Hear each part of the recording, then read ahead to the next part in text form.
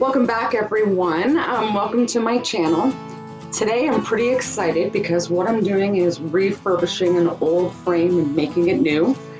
As you can see, I'm having to tape some of the inside of the frame as well as I'll be doing the outside of the frame. The reason is well, it's so hard for me not to tell you what's going to be coming up. I'm so excited about what I'm going to do with this frame, and I can't wait to see how it turns out.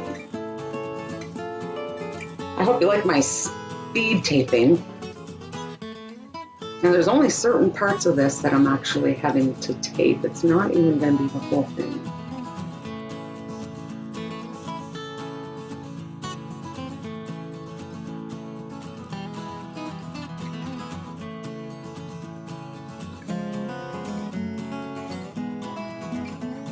And now I'm going to be putting the old one in.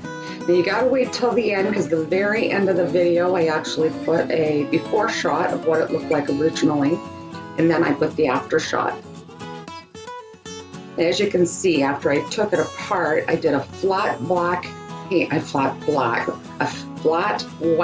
paint on the back of the old picture and then on the frame. Now on the back of the picture I made it a solid white, but the frame I didn't do too heavy into it because I still wanted it to look old. But look at the effects that I'm doing now with my taping. It's going to be different. And that picture made me realize I had to dye my hair.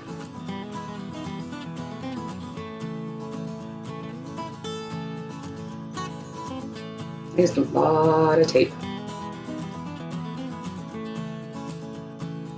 Now this is a very large frame, so it was really hard to get the whole frame in there. I would have loved to have done it closer for you, but this was the best I could do with this large frame. As you can see, I'm running from corner to corner.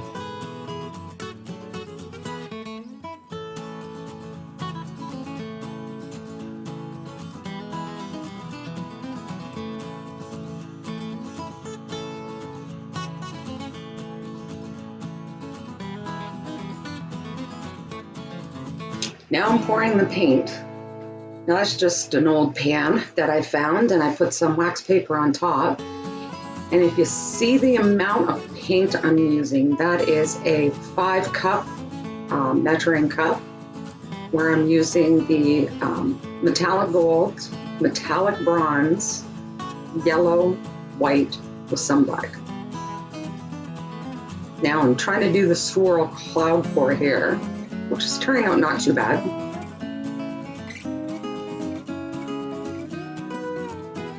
Now here's the tricky part, because here's where I'm having to do it over the end of the frame. So I have the floor all covered there, but as I get to the other end, I forgot to put stuff down on the floor at that end. So of course, paint started going all over the floor, and you'll see what happened after that. Look at my poor dog. She laid right in the paint. I didn't even know it until after it was dry, the poor thing.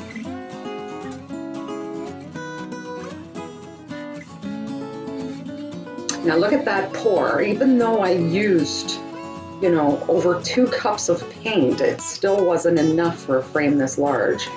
So you're not seeing any of the swirls, but the job that it's doing, I was so happy with. Just got to get that last little corner. Now with this, my biggest thing was I'm praying that my tape worked and I didn't end up with any pieces going underneath it. Now I didn't wait for it to completely dry just because I didn't want the paint to stick together. I might have had to cut it apart because it's so thick.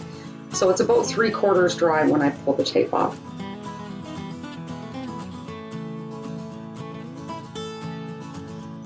Now the frame at the back, as you've seen before, I only did a couple little spots where I actually taped the back just so it completely wouldn't fall out.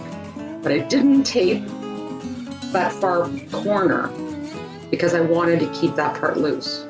And of course that's where it drained out all over the floor.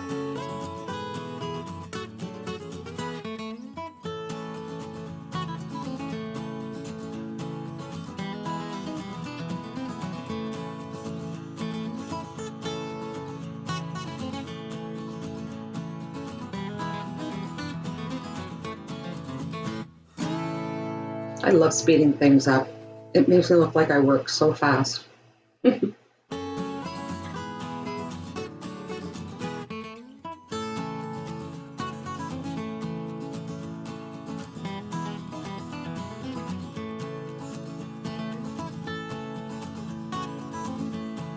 That's where I noticed it was all down the frame on this side. It was like, no.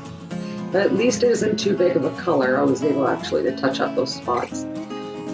So then after I did the touch up, then I tried to do shadows. So on the one side, not on the side I'm working on, I actually put a little extra white and put it right on the paint to try to look like I had the sun effect.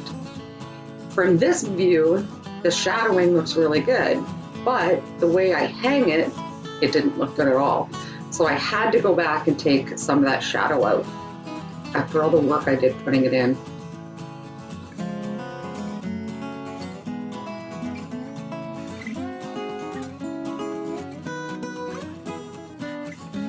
Yeah, so it's almost done, so pretty soon. Oh, there you go.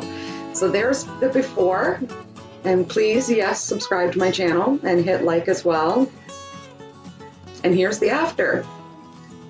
I just absolutely love the way it turned out. So please leave me a comment below. Let me know what you think and have a fantastic day.